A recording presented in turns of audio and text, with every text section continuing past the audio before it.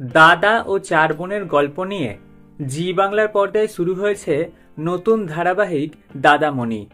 মুখ্য চরিত্রে অভিনয় করছেন অভিনেতা প্রতীক সেন এবং নায়িকা চরিত্রে রয়েছেন অভিনেত্রী অনুষ্কা চক্রবর্তী।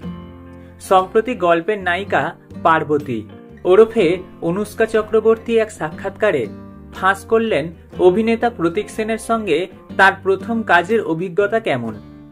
প্রথমবার প্রতীকের সঙ্গে কাজ করার অভিজ্ঞতা যে এমন হবে সেটা অনুষ্কা নিজেও ধারণা করতে পারেননি। অনুষ্কা বলেন, আমি ভাবতাম প্রতীকদা খুবই গুরুগম্ভীর এবং চুপচাপ স্বভাবের একজন মানুষ, তাই জন্য প্রথম থেকে চিন্তা ছিল কিভাবে সহ অভিনেতার সঙ্গে মানিয়ে নেব, তার সঙ্গে কাজ করব। কিন্তু এক দুদিন শুটিং করার পরেই বুঝতে পারি মানুষটা একেবারেই আমার ধারণার উল্টো। প্রতীকদার মতো কেয়ারিং মানুষ আমি খুব কম দেখেছি। সহ অভিনেতা হিসেবে আমাকে পুরোপুরিভাবে সাহায্য করেছে প্রথম দিন থেকেই। সেটে সকলের খেয়াল রাখছে, ছোট ছোট বিষয় সকলের প্রতি ভীষণই যত্নশীল। ঠিক যেমন পর্দায় দাদামণি, বাস্তবেও চরিত্রের সঙ্গে অনেক মিল আছে।